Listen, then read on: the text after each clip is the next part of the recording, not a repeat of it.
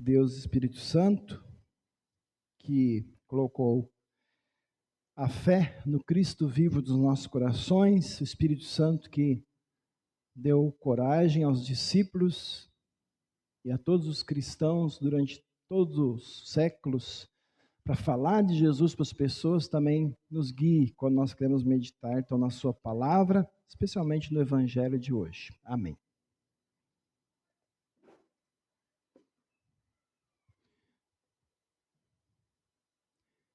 Esse aqui é o último versículo que a gente leu hoje, mas estes milagres foram escritos para que vocês creiam que Jesus é o Messias, o Filho de Deus, para que crendo tenham vida por meio dele. A gente quer falar especialmente sobre isso hoje. Meus irmãos e irmãs, tem um tipo de livro que muita gente gosta de comprar, que se chama biografia. Biografia é um livro que conta a vida de uma pessoa. Pessoas que estão vivas ainda ou que já morreram. Geralmente se escreve mais sobre quem já morreu. Às vezes, a própria pessoa escreve a sua biografia antes de morrer. Por exemplo, o Papa Francisco, há pouco tempo antes de morrer, lançou um livro contando a vida dele. A gente tem também outros exemplos, né? Biografias de Lutero, Ayrton Senna, Silvio Santos. Eu me lembrei agora, o avô adotivo da Neide. O avô adotivo da Neide foi um dos que ajudou a gente ter o seminário em São Paulo. Ele doou uma parte do terreno onde a gente tinha o seminário. E ele escreveu, durante muitos anos, a história dele e da família dele. Desde que eles vieram lá de Santa Catarina, até um pouco antes dele falecer, lá nos anos 90, né? Escreveu em alemão. E depois isso foi traduzido e colocado num livro. Então, é a biografia. Muitos desses livros são sérios. Tentam mostrar realmente como foi a vida da pessoa. Agora, muitos desses livros, biografias, são cheios de boatos, cheios de invenções, para provocar escândalo e tentar aumentar as vendas. Bom, por que eu estou falando isso? Porque a pessoa mais importante do mundo também teve escrita a sua biografia. Não por uma pessoa, 4 pessoas escreveram a história da sua vida. Mateus, Marcos, Lucas e João escreveram sobre a vida de Jesus. Interessante que o Mateus, o Marcos e João acompanharam Jesus. O Lucas não. Lucas pesquisou com pessoas que conheceram Jesus para escrever o seu evangelho. E aí eu coloquei essa pergunta: para que foi escrita a vida de Jesus? Ou seja, com que objetivo? Será que eles escreveram para vender livros? Para causar escândalos? Ou realmente para mostrar quem foi Jesus? Dos 4 evangelistas, o Lucas e o João respondem essa pergunta mais assim diretamente. E hoje nós vamos ver então, né, a resposta aqui do João, no evangelho de hoje. Para que foi escrita a vida de Jesus? Então, começando por este último versículo que a gente leu, a gente vê que a resposta é bastante simples até. A vida de Jesus foi escrita para que a gente creia que ele é o Messias, ou seja, aquele Salvador que Deus prometeu no Antigo Testamento. O João diz que Jesus fez muitos outros milagres diante dos discípulos e do povo, além dos que estão escritos no seu evangelho e nos outros evangelhos. No capítulo 21 desse Evangelho de João, ele também diz assim, ó: há muitas outras coisas que Jesus fez. Se todas elas fossem escritas, uma por uma, eu acho que nem no mundo inteiro caberiam os livros que seriam escritos.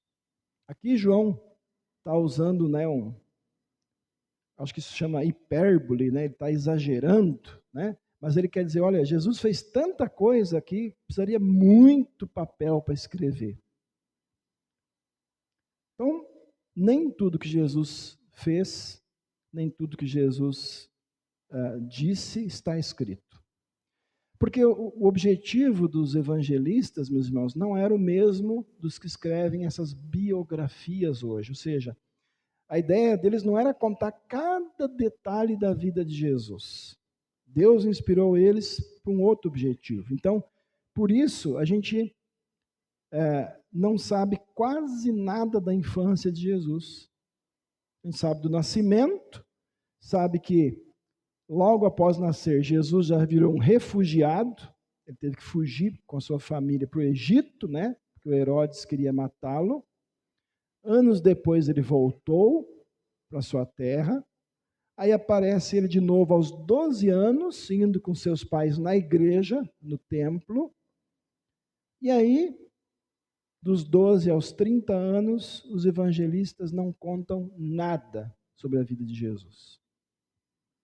A gente pode imaginar que ele teve uma adolescência, uma juventude normal, como qualquer um de nós, mas sem pecar. E aí, aos 30 anos, então, eles começam a contar de novo o que Jesus fez, né? Quando ele é batizado pelo João Batista, e ele começa, então, a sua pregação, o seu ministério. E por que eles deixaram tanta coisa de fora? Primeiro, como eu disse, Deus inspirou-os a escrever isso. E também porque a vida de Jesus não foi escrita para a gente saber tudo sobre ele, matar a curiosidade, mas o grande objetivo de estar escrito o que está escrito é que a gente creia que Jesus é o Messias. Esse é o primeiro e grande objetivo. Então, o fato da gente ter assim alguns milagres e os principais ensinos de Jesus escritos nos evangelhos é para a gente crer que Jesus é o Salvador prometido por Deus no Antigo Testamento. Aquele que veio não só ensinar e curar pessoas, mas principalmente salvar os pecadores com a sua morte e ressurreição.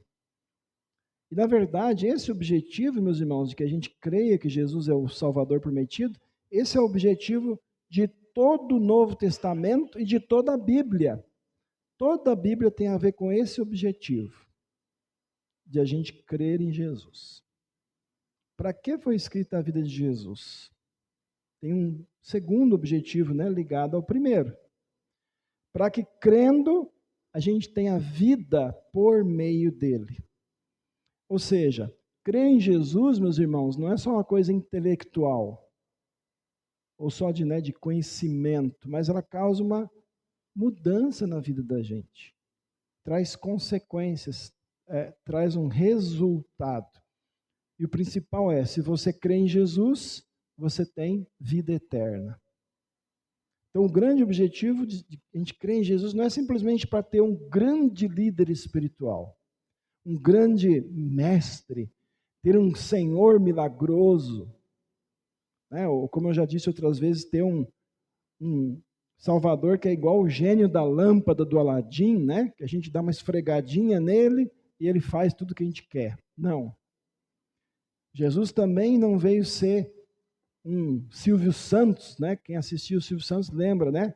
Quem quer dinheiro, né? Aí ele jogava as notinhas de R$100, R$50. Jesus não veio para isso, para distribuir desejos e dinheiro para a gente. Então, a primeira e principal razão e resultado de eu e você crermos em Jesus é ter vida em seu nome e por meio dele. Então, Jesus veio para a gente crer nele, e por isso foi escrita a sua vida. E olha que interessante, né?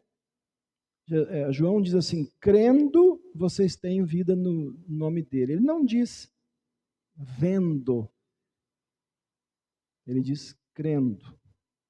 E aí entra aqui a história do Tomé, né?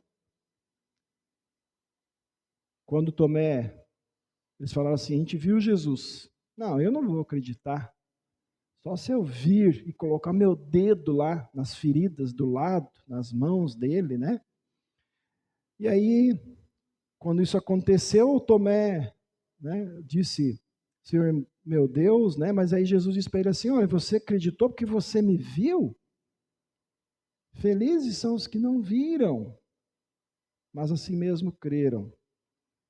Isso, meus irmãos, vale para a gente hoje também, né? Lá em João 3, Jesus diz assim, que todo aquele que nele crer não morre, mas tem a vida eterna. E em Marcos ele diz, quem crer e ser batizado será salvo. Vocês estão ouvindo, né? É sempre crer, não é ver. Jesus não diz quem ver será salvo. E lá na carta de Hebreus, capítulo 11, a gente lê assim, a fé é a certeza de que nós vamos receber as coisas que nós esperamos. E é a prova de que existem coisas que nós não podemos ver. Essa é uma das definições de fé da Bíblia. Fé é você acreditar numa coisa que você espera que você não vê. Então, meus irmãos, crendo em Jesus, mesmo sem poder ver Jesus, mesmo sem a gente ver a nossa vida inteira nenhum milagre, mesmo que a gente não, né, fale em línguas estranhas, como tem pessoas que dizem que falam, mesmo assim, se eu só crer em Jesus, eu tenho a vida eterna. E existe ainda mais um motivo para a gente ter a vida de Jesus escrita na Bíblia. É para ele enviar a gente, como o Pai o enviou para nós. Porque sem esse objetivo, os outros dois primeiros eles ficam incompletos. Porque não adiantaria nada Jesus morrer, nos dar a vida eterna, se as pessoas não ficarem sabendo disso. Quando Jesus apareceu aos discípulos, né, lá onde eles estavam escondidos, com medo, ele desejou a sua paz e deu então para eles a missão da vida deles. Ele disse que a paz esteja com vocês, assim como o Pai me enviou, eu envio vocês também. Aliás, né, ali no nosso cartaz, está bem pequenininho, lá embaixo, está escrito lá, Cristo para todos. Esse é o lema geral da nossa igreja. Esse lema é baseado neste versículo. Assim como o Pai me enviou, eu também envio vocês, para vocês levarem Cristo para todos. Então, a vida de Jesus, meus irmãos, ela foi escrita para Jesus nos enviar, como o Pai o enviou. Ele não viveu, ele não morreu, não ressuscitou só para que eu, vocês e mais alguns sejam salvos. Ele não quer que poucas pessoas tenham a vida eterna, ele quer salvar todo mundo. A gente cantou agora há pouco, né? Cristo para todos é a missão de Deus. Ele quer que a salvação de Cristo seja compartilhada, espalhada, ensinada para todas as pessoas do mundo. E aqui nós já podemos então falar, né, um pouquinho da hora luterana.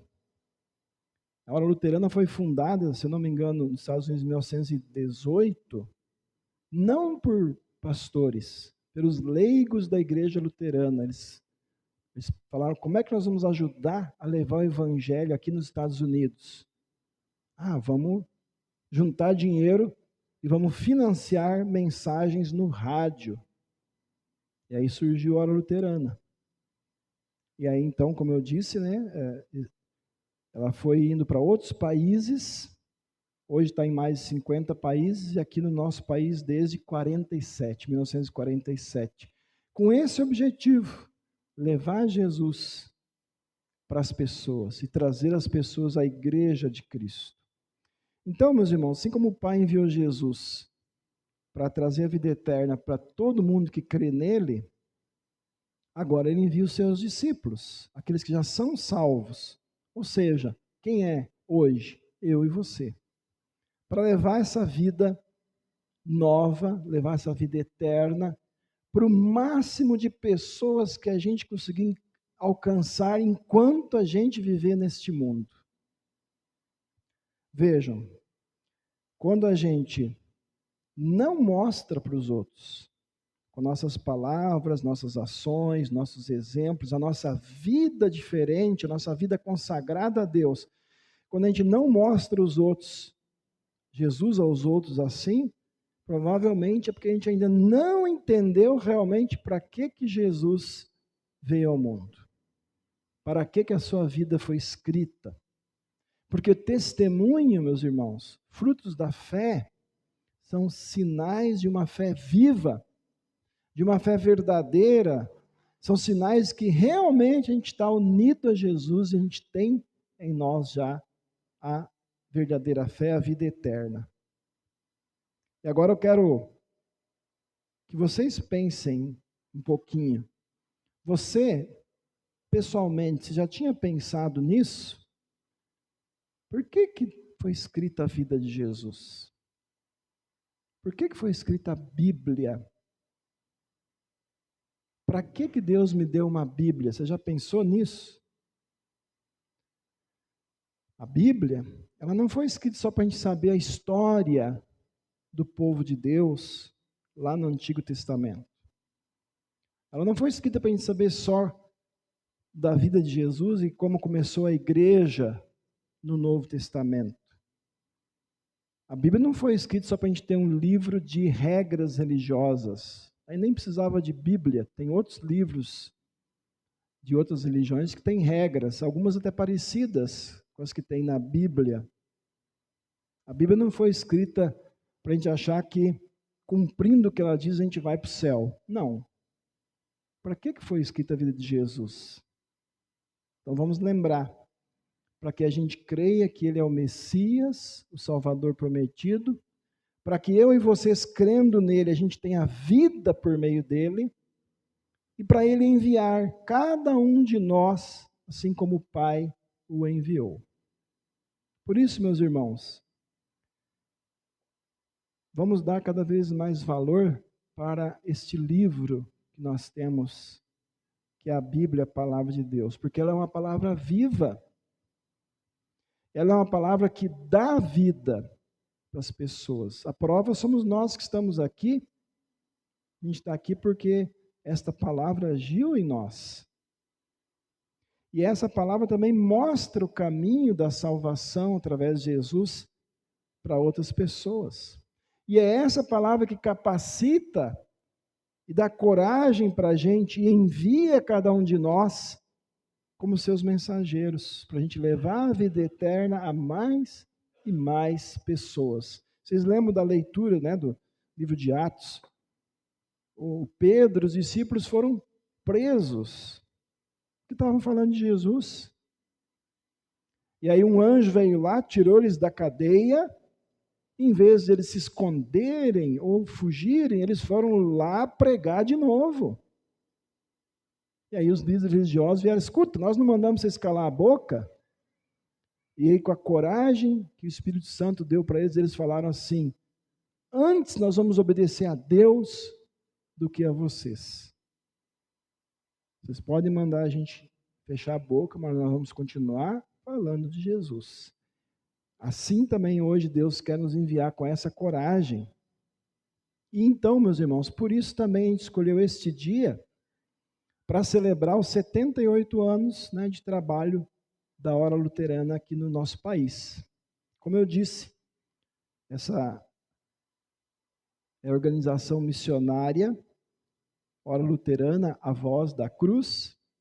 Ela ajuda a gente a levar Cristo para as pessoas e levar as pessoas à Igreja de Cristo. Desde quando? Desde o dia 6 de abril de 1947. Aqui o programa, né, da Hora Luterana está aos domingos, né, desde novembro de 82. E assim ainda continua pelo rádio em muitas cidades do Brasil e do mundo. E muita gente, meus irmãos, creu em Jesus por ouvir a pregação de Cristo no programa Hora Luterana, no programa 5 Minutos com Jesus, A gente tem congregações nossas que começaram assim. O pessoal ouviu lá, na época, né, mandou uma carta, não tinha e-mail, não tinha WhatsApp. Olha, eu quero conhecer mais essa igreja. Onde é que tem igreja luterana perto? Manda um pastor aqui. E algumas começaram assim. Hoje, né, o trabalho continua pelo rádio, como eu disse, mas especialmente também pela internet. Então, quando a gente fala de hora luterana, os irmãos, eu sempre estou incentivando vocês, né? Divulguem. Aquela oração que eu mando todo dia, lá tem 2 sites da hora luterana, e eu coloquei lá de propósito. Para quem lê aquela oração, se entrar naqueles sites, vai ter mais mensagens sobre Jesus. Como é que a gente pode apoiar? Então, orando, ofertando e divulgando. A hora luterana, toda quarta-noite, por exemplo, tem um estudo bíblico. Toda quarta-noite, às 8 da noite, no Facebook. Né? Tem os livrinhos ali que a gente oferta mensalmente, e está ali os livrinhos. Né? Lá na loja do Zé Martins também tem lá um expositor para as pessoas passarem na rua e levarem. Né? Se você quer ser um ofertante individual, você pode, e aí você vai receber todo mês uma quantia de livrinhos para você distribuir. Tá? Enfim, eu quero aproveitar esse momento para falar, né? Antes de terminar. Tem um site deles que chama vivenciar.net. Se você conhece alguém que está passando por depressão, angústia, luto, violência doméstica e vários outros problemas, lá no Vivenciar tem vídeos para orientar essa pessoa, tem textos e tem voluntários. Se alguém escrever lá, eu preciso falar com alguém, eu estou com depressão, ou estou querendo me matar, tem voluntários lá que vão entrar em contato com a pessoa e vão conversar com ela. Você pode ser voluntário também. Você pode falar assim, olha, toda segunda-feira, das 8 ao meio-dia, eu posso ser voluntário. E eles vão colocar você lá na lista, e se alguém da região aqui quiser falar com alguém, eles vão encaminhar para você. É só um exemplo, né, do que você pode fazer. E o outro site que está lá na minha oração é deusconecta.org.br. É um curso bíblico para as pessoas conhecerem as principais doutrinas da palavra de Deus. Antigamente, esse curso bíblico era por correspondência, né? Agora a pessoa entra lá, assiste os vídeos, se ela quiser, ela lê os textos, e ela também pode pedir mais informações. Então, meus irmãos, enfim, vocês querem que as pessoas conheçam a nossa fé? Vocês não precisam produzir nada, é só divulgar. Vocês têm um amigo, um parente que não crê em Jesus, ou está afastado da fé, passa para ele esse site, deusconecta.org.br. Fala, olha, dá uma olhada aqui. Aqui tem o que nós cremos, o que nós ensinamos, né, o que nós confessamos. Ou então, mande o sermão que é gravado aqui. Divulgue no seu WhatsApp, Instagram, Facebook. Passe para as pessoas. A gente grava para isso. Para que quem não pôde vir no culto possa ver a mensagem, mas também para a gente mandar para alguém que pode, através de uma mensagem dessa, conhecer Jesus. Então, meus irmãos, a aula luterana, como eu disse, tem muitos recursos, muitos materiais. Entrando no site também, oraluterana.org.br, vocês vão ver lá muitos outros recursos. Com os jovens, ontem nós acabamos de estudar um livrinho da Hora Luterana, chama Minha Voz Digital. Como é que a gente, como cristãos, a gente deve se comportar na internet, nas redes sociais. Então, meus irmãos, que o Espírito Santo encha os corações da gente de fé em Cristo, de amor às pessoas, de alegria e de coragem para a gente testemunhar como enviados de Jesus. Eu convido vocês a continuar orando, apoiando e ofertando também para a Hora Luterana. Convido vocês a aproveitar todos esses recursos que a Hora Luterana tem para ajudar a levar Cristo para todos. E que a paz de Jesus, que ele desejou para os discípulos naquele momento, esteja com cada um de nós. Que a gente sempre saiba que a vida de Jesus foi escrita para que a gente creia nele, e crendo nele, a gente tenha a vida eterna. Amém.